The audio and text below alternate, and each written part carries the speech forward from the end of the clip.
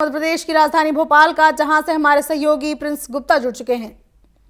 जी Prince, जैसा कि आज माइनिंग कॉन्क्लेव का भी आयोजन कटनी में होने वाला है, इसको लेकर क्या कुछ विशेष तैयारियां हैं? इसके साथ ही ऐसी कौन कौन सी खबरें हैं जो भोपाल में सुर्खियों पर हैं?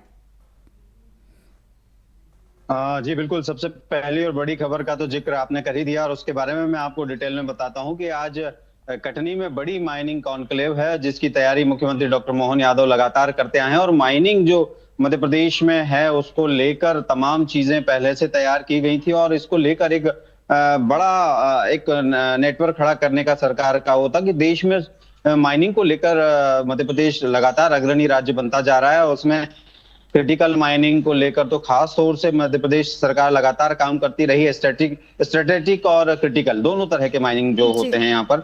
और आज जो है वो कटनी में बड़ा कॉन्क्लेव है। देश भर के 1500 उद्योगपति कटनी पहुंचेंगे माइनिंग से जुड़े हुए, और निश्चित तौर पर सरकार उनसे 1-to-1 चर्चा करेगी। मुख्यमंत्री डॉक्टर मोहन यादव 1-to-1 चर्चा करेंगे और मध्य प्रदेश में माइनिंग को लेकर जो संभावना है और उसको लेकर जो रोजगार है बढ़ाना है और उसको लेकर के राजस्व में बढ़ोतरी करनी है और मध्य प्रदेश को अग्रणी राज्य बनाना है, उसको लेकर तमाम चीजें होगी। और निश्चित तौर पर इसको लेकर मध्य प्रदेश सरकार और मुख्यमंत्री डॉक्टर मोहन यादव अपनी कवायद बहुत दिनों से कर रहे थे, जो अब कॉन्क्लेव के तौर पर हमें देखने को मिल रही है। और लगातार जो regional conclave, national international conclave जो सरकार ने की है, वो उसी कड़ी में इस कॉन्क्लेव को देखा जा सकता है कि सरकार अपने तमाम स्थानीय रोजगार को बढ़ाने और मध्य प्रदेश को अग्रणी राज्य बनाने, स्वरोजगार को लेकर उसको लेकर जो काम कर रही है वो निश्चित ही कहीं ना कहीं सरकार की उस मंशा को पूरा करता है जो राज्य को आगे ले जाना चाहती है और देश के विकास में भागीदार बनाना चाहती है।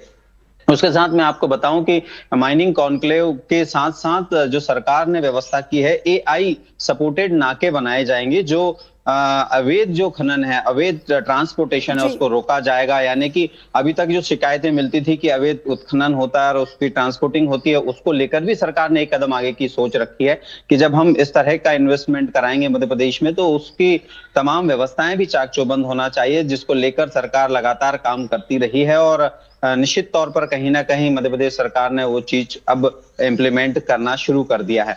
उसके अलावा अगली खबर की ओर मैं ले चलूं तो जबलपुर सबसे पहले पहुंचेंगे। कटनी से पहले जबलपुर पहुंचने वाले हैं। मुख्यमंत्री पहुंच गए हैं और वहां पर नितिन गडकरी जो केंद्रीय राजमार्ग मंत्री हैं, एक बड़े ओवरब्रिज का लोकार्पण करेंगे।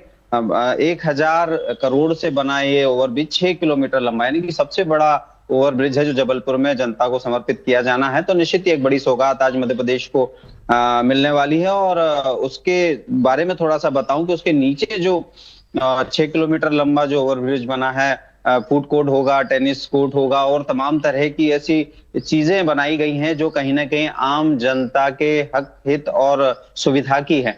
तो निश्चित ही एक बड़ी उपलब्धि आज मध्य प्रदेश के खाते में फिर जुड़ने जा रही है। उसके बाद मुख्यमंत्री डॉक्टर मोहन यादव कटनी जाएंगे। कटनी से फिर जबलपुर होते हुए भोपाल लौटेंगे और भोपाल में देर रात कृष्ण जन्माष्टमी के एक कार्यक्रम में शामिल होंगे, जिसमें फिल्म अभिनेता सुनील शेट्टी और सवाई भाट प्रस्तुतियां देंगे, मिलेंगे। और निश्चित तौर पर एक बड़ा आयोजन है। हर साल सुमित पचौरी पूर्व जिला अध्यक्ष भाजपा के वो इस कार्यक्रम को करते हैं।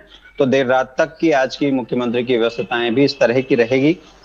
उसके अलावा अगली खबर की ओर अगर मैं आपको ले चलूं तो खास तौर से स्कूल से जुड़ी है। स्कूल में ऑनलाइन ई अटेंडेंस को लेकर काफी कुछ बातें होती रही, क्योंकि शिक्षक समय पर नहीं आते थे और समय स्कूल में नहीं होते थे। उसको लेकर सरकार ने एक बेहतर व्यवस्था की और उसमें अब ताकीद की आदेश जारी किया है कि आपको ई अटेंडेंस लगानी अनिवार्य है, नहीं तो आप अनुपस्थित माने जाएंगे। तो सरकार इस ओर सख्त होती जा रही है।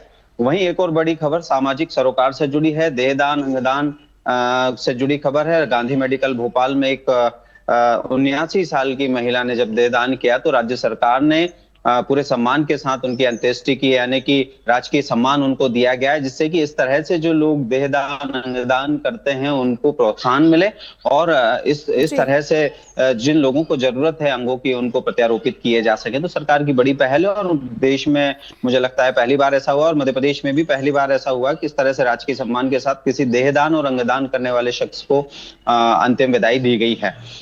उसके अलावा दूसरी खबरों की ओर अगर हम रुख करें तो मध्य प्रदेश में लगातार बारिश का दौर जो है वो चल रहा है। कहीं तेज बारिश है, कहीं कम बारिश। अभी फिलहाल तो राजधानी भोपाल सहित तमाम अन्य जिलों में भी लगातार बारिश हो रही है और बारिश के चलते निश्चित तौर पर कहीं ना कहीं थोड़ा बहुत जनजीवन अस्त व्यस्त हुआ है, लेकिन फिर भी बारिश अब इस महीने और अगर आने वाले महीने में 10, 15, 20 दिन की और बची है, जिसके चलते स्वाभाविक है कि जिन जिलों में बारिश नहीं हुई वहां कुछ उम्मीद की जा रही है कि बेहतर बारिश होगी तो निश्चित तौर पर जल संग्रहण हो सकेगा और उसके बाद कोई जल की समस्या नहीं आएगी। लेकिन मालवा रीजन की खास तौर से बात करूं, सुजालपुर, जी। शाजापुर, आगर मालवा जैसे क्षेत्रों में कई जगह ऐसी है जहां बारिश नहीं होती है और कम बारिश होती है, जिससे कि गर्मी के दिनों में जल की समस्या होती है। तो निश्चित ही एक जाते जाते बारिश अपने बेहतर होने के साथ साथ लोगों में एक खुशी का माहौल भी है कि अब मध्य प्रदेश में बारिश ठीक हो गई है। जी जी बिल्कुल, मौसम में काफ़ी कुछ बदलाव देखे जा रहे हैं। बारिश भी जो है थमने का ना थम रही है। फिलहाल तमाम जानकारियों के लिए आपको धन्यवाद प्रिंस। ये थे हमारे सहयोगी प्रिंस गुप्ता जिन्होंने बताया कि कैसी खबरें हैं जो सुर्खियों पर है। साथ ही आज आपको बता दें कि आज जो है मध्य प्रदेश के कटनी में माइनिंग कॉन्क्लेव का आयोजन किया जा रहा है, जिससे जो है मध्य प्रदेश के युवाओं को रोजगार के नए अवसर मिलेंगे। इसके साथ ही कटनी में जो है निवेश का एक नया हब बनेगा, जिससे आसपास के जो है जनता को और साथ ही कटनी के युवाओं को रोजगार के नए अवसर मिलने वाले हैं। बता दें कि लगातार जो है मध्य प्रदेश सरकार मध्य प्रदेश को अग्रणी बनाने के लिए कार्य कर रही है। कॉन्क्लेव का आयोजन किया जा रहा है ताकि जो है बाहर से निवेशक मध्य प्रदेश आ सकें और यहाँ निवेश करके मध्य प्रदेश को आगे बढ़ाने में अपना योगदान दे सके।